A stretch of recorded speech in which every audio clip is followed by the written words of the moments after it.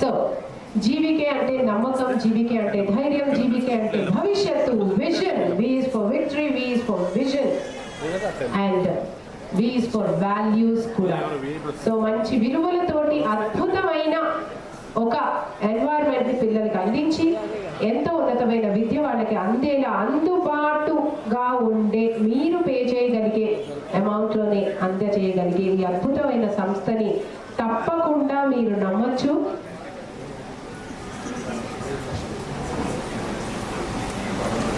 So ఇంకొక పేరెంట్తో మాట్లాడదామండి. Evangeline గారి ఫాదర్ అయిన ప్రసాద్ గారు ఎక్కడున్నా వేదిక మీదకి రావాల్సిందిగా కోరుకుంటున్నాం. సార్ ప్రసాద్ గారు, హలో సార్, హార్టీ వెల్కమ్. అందరికీ నమస్కారం.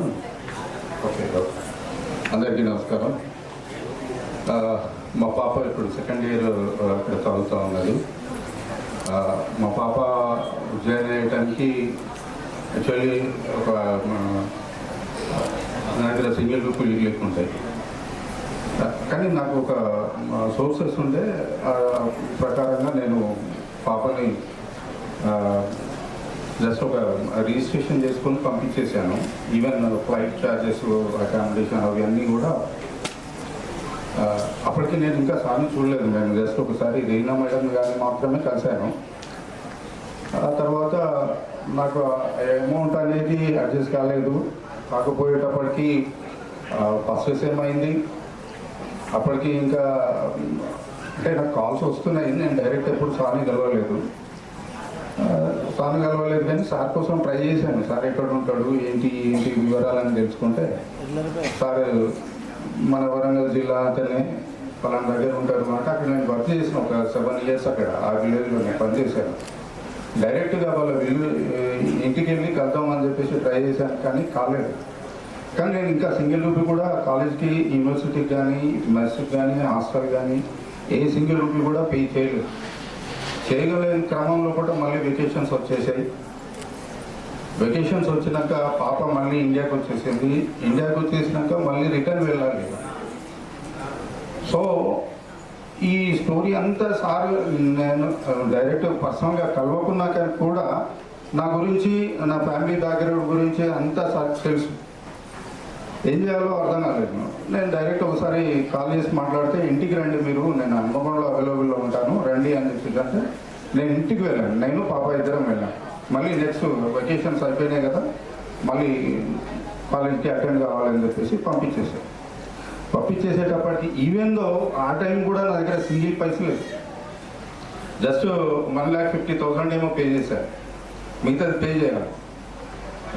ఇంకో 2 lakhs కంట్రిబ్యూట్ చేసుకొని ఆల్మోస్ట్ 3.5 lakhs ఏమో పే చేశాను. కానీ ఇంకా కావాలి కదా ఫస్ట్ ఇయర్కి అమౌంట్. ఇంకా మీకు ఇచ్చిన మా బట్టలలో ఆ ప్రైస్ అవన్నీ చూసుకున్నట్టయితే చాలా లీస్ట్ అమౌంట్ నేను పే చేశాను. ఆలోచన చేశాడు, ఇప్పటికే నువ్వు చాలా డబ్బుల కోసం ఇబ్బంది పడతా ఉన్నావు, ఫర్దర్ ఇట్లా మిగతా 5 years ఏం చేస్తావు, ఎక్కడి నుంచి తీసుకొస్తావు, ఎట్లా మొబిలైజ్ చేయగలరు?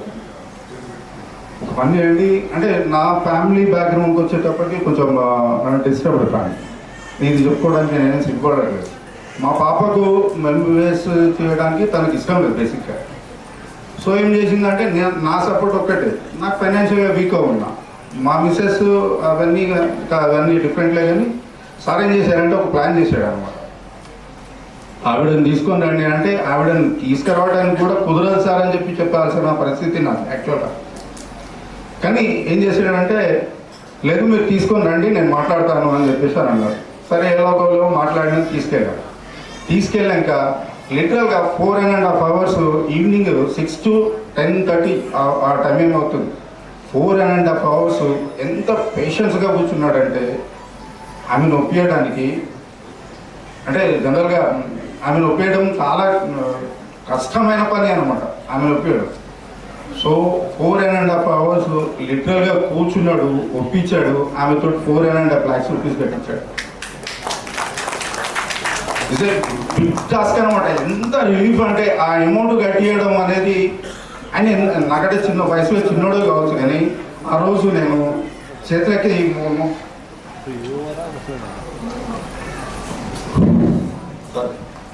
ఆయన నాకంటే చిన్నోడే కానీ చేతులెత్తి ముక్కాలని అనిపించింది.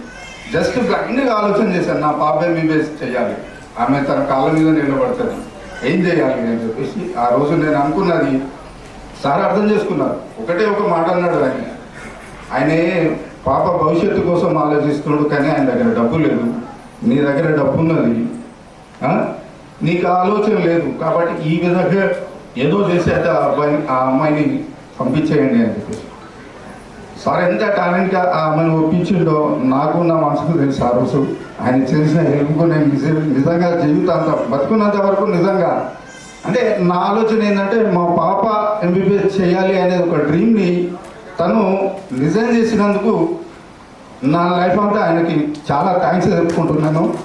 ఇంతటి హెల్ప్ చేసేటటువంటి టాలెంట్ నా దగ్గర ఉన్నది. చాలామంది చెప్తుంటారు ఫీజులో చేసిండు, తర్వాత అది చేసిండు, ఇది చేసిండు, ఇవన్నీ నథింగ్ అండి. హ్యుమానిటీ గ్రౌండ్స్ లోపల పిల్లలకి ఏ సపోర్ట్ కావాలో, పేరెంట్స్కి ఏ సపోర్ట్ కావాలో తను ఇవ్వలేడు.